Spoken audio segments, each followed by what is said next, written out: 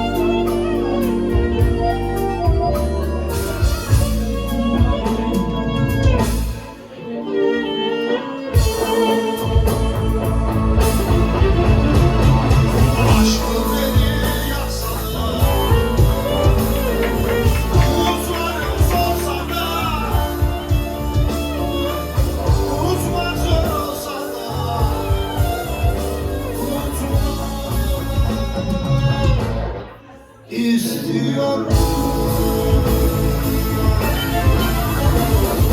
Bu aşk bitti sonunda,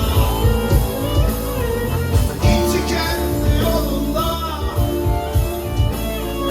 Onu ömür boyunca unutmak istiyorum.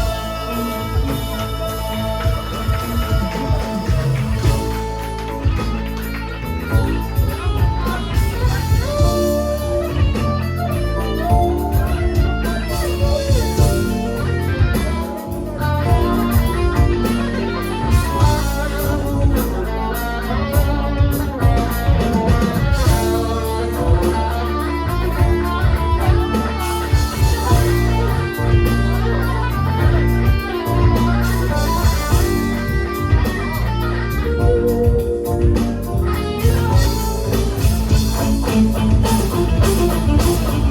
Ona izin varsa, içinde paramparça, mazimi sayfa sayfa unutmak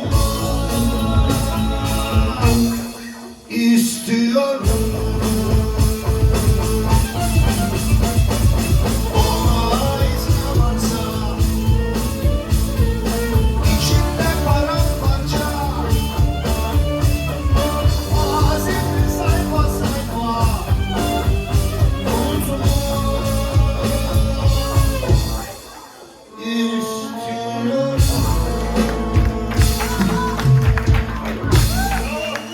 Çok teşekkür ederiz. Eller yukarıda olduğunda bir tempo tutar.